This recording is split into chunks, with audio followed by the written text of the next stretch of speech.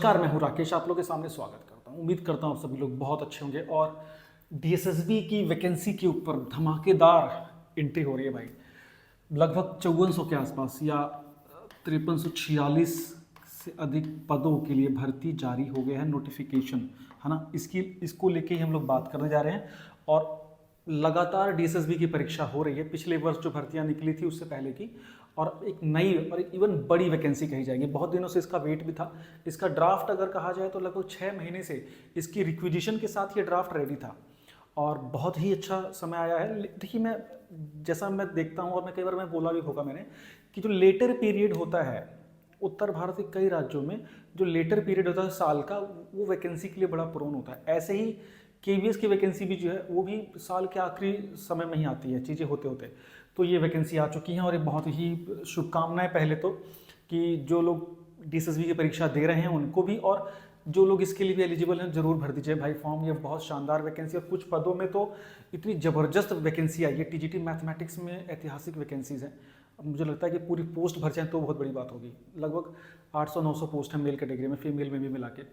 TGT Hindi और TGT social science में बहुत अच्छे पद हैं। मेल फीमेल में करीब सोशल साइंस में बात करें तो 390 से अधिक पोस्ट हैं और फीमेल में 92 के आसपास पोस्ट हैं। नहीं,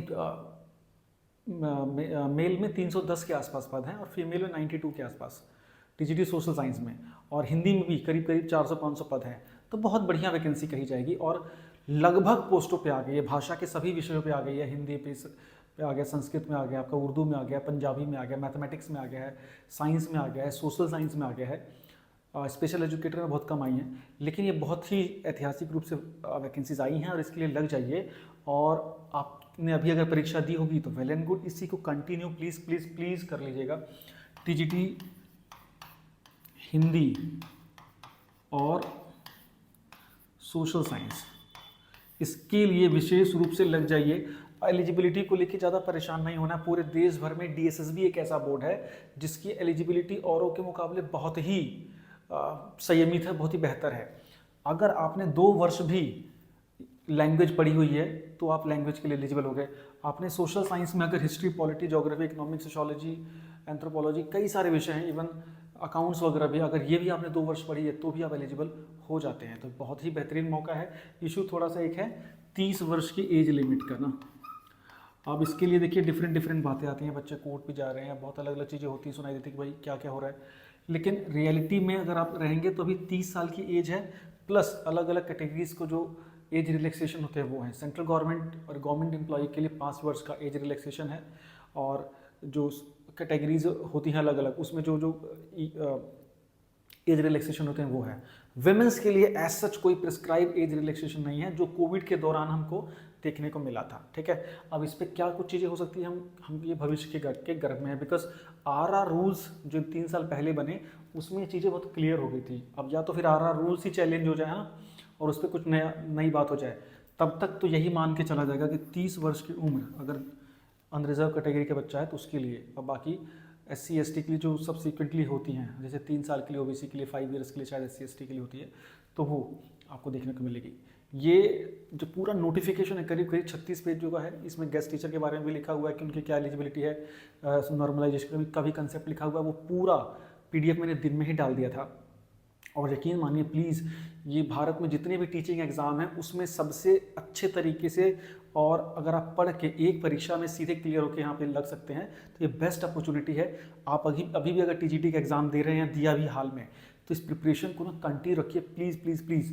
और अगर कुछ भी नहीं आ रहा, फ्रेशर हैं, तो PYQ से पकड़ के क्वेश्चन करना शुरू कर दीजिए। प्लस NCERT को विगत कुछ दिनों के लिए पढ़ने की आदत डाल लीजिए, है ना। खास तौर से 9th और 10th, ज़्यादा मैं अभी नहीं बोलूँगा, 9th और 10th के लिए।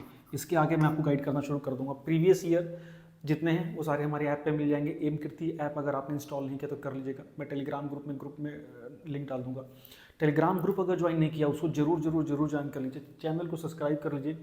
TGT सोशल साइंस और TGT हिंदी, ये इसका लगभग आपको कहीं समस्या नहीं आएगी। किसी प्रकार के कंटेंट को लेके किसी प्रकार की दिक्कत इसमें नहीं बनेगी।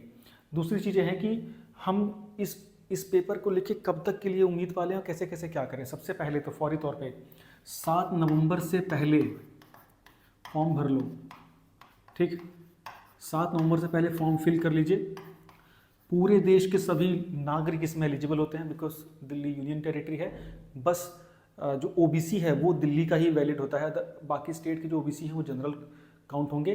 बाकी पूरे स्टेट के जो एससी एसटी फिजिकल हैंडीकैप हैं वो अपनी कैटेगरी को यहाँ एंजॉय कर पाएंगे, अपनी कैटेगरी में ही अप्लाई कर पाएंगे और कंफ्यूज नहीं होते। अनरिजर्व पोस्ट का मतलब होता है यूआर की जो पोस्ट होती है कि वो सबके लिए एलिजिबल होते हैं। बहुत से बच्चे इसमें कंफ्यूज होते हैं। तो अगर आपने किसी भी कैटेगरी से भी अगर अप्लाई किया है तो अनरिजर्व के लिए भी आप एलिजिबल हैं, ठीक है, तो उसके लिए निश्चिंत रहना है। तो ये बड़ी पैमाने पे मुझे लग रहा है कि 2020-21 के बाद इतने बड़े पैमाने पे आई है। बीच में बहुत वैकेंसी लगभग आई है हर बार, लेकिन फ्रैक्शंस में आ रही थी। तो उम्मीद बहुत बढ़िया है, मौका बहुत बढ़िया है और पढ़ना शुरू कर दीजिए। मोटा मोटा इस प्रिपरेशन के दौरान में अगर आप सामान्य रूप से, है ना, मैं मानता हूँ कि कम से कम 8 से 9 महीने का भी अगर समय मिलेगा, इतना मिल जाएगा, 8 महीने का कम से कम।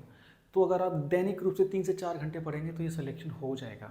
200 मार्क्स की परीक्षा है ना, और 100 मार्क्स का पार्ट 1 और 100 मार्क्स का पार्ट 2।